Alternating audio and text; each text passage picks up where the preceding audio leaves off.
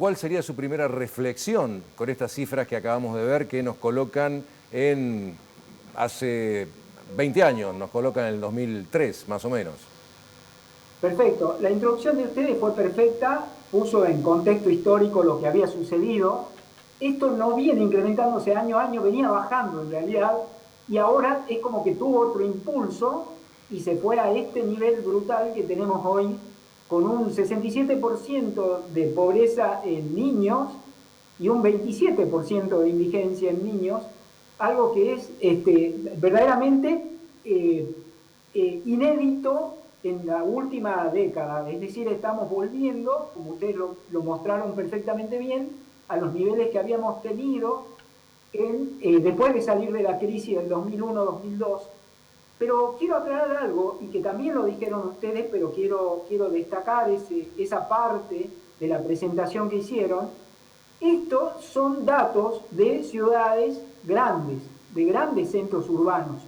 Son datos que se relevan ingresos de la población, se le pregunta a la gente cuánto gana y se compara eso con cuánto es lo que necesitarían ganar para poder adquirir una canasta básica de bienes. Ahora, ¿qué es lo que sucede? Nosotros hicimos el ejercicio, nosotros en la universidad hicimos un ejercicio que consistía en mirar localidades más pequeñas y no rurales, porque rurales no tenemos información, pero sí localidades pequeñas.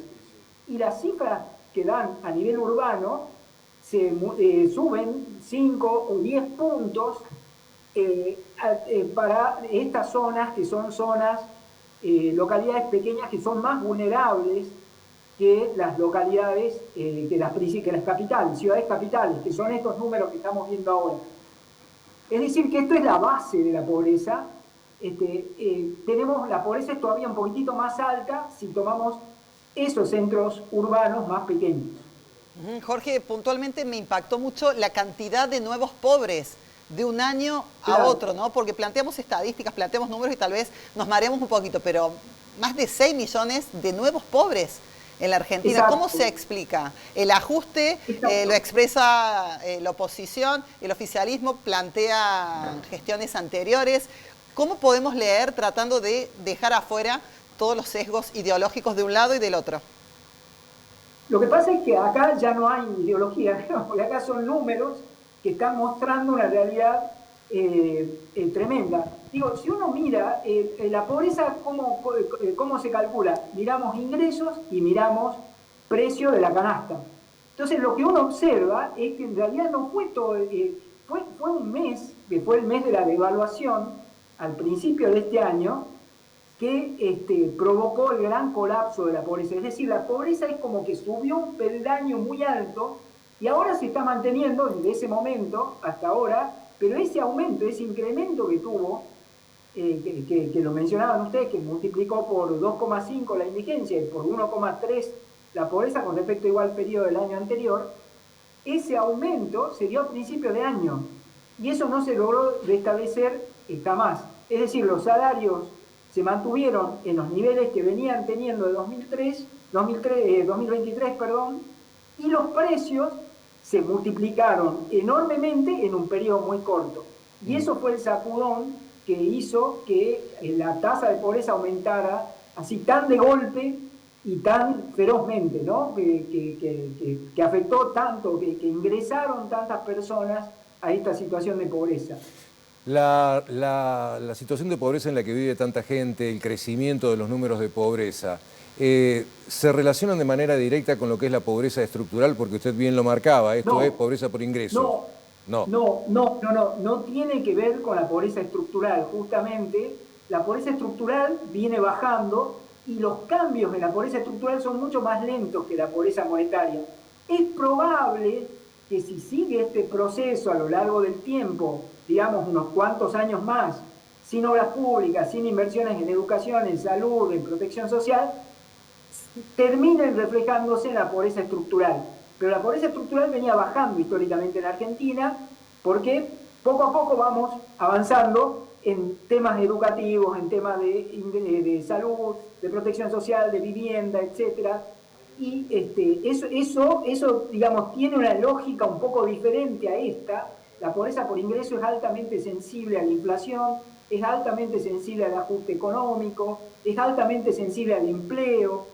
Entonces, todos esos factores afectan los ingresos de las personas, pero no necesariamente una familia deja inmediatamente de mandar a sus hijos a la escuela, de cuidar su salud. O sea, esos son procesos que llevan un poco más de tiempo, un deterioro de lo que llamaríamos pobreza estructural, que es lo que estamos viendo en la pantalla en este momento, que refleja más la pobreza no monetaria que la monetaria, ¿no?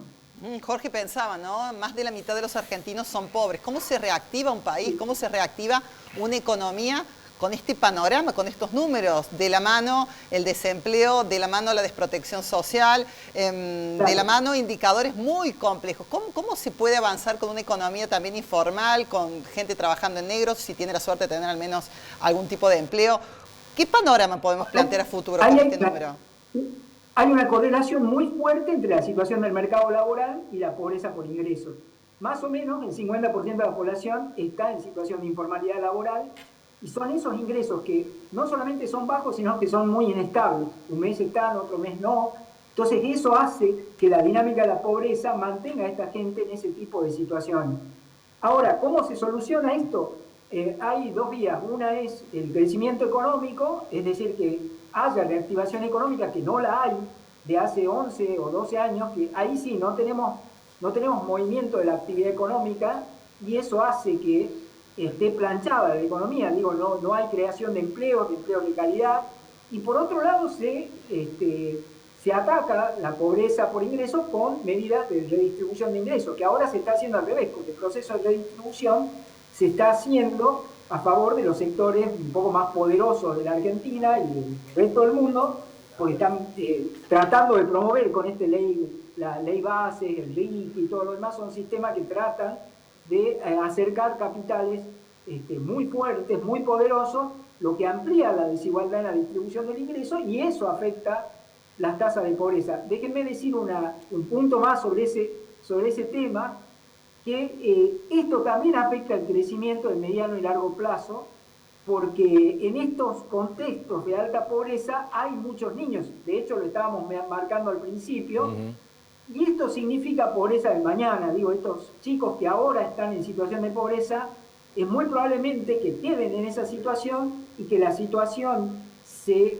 extienda, en los estudios de pobreza se llama reproducción intergeneracional de la pobreza. Es decir, la pobreza se reproduce por generaciones y ese también es un obstáculo al crecimiento. No solamente la pobreza es una consecuencia del crecimiento, sino también la causa de la falta de crecimiento. Está bien. Jorge, le agradecemos muchísimo el contacto y los conceptos. Gracias. Muchas gracias a ustedes.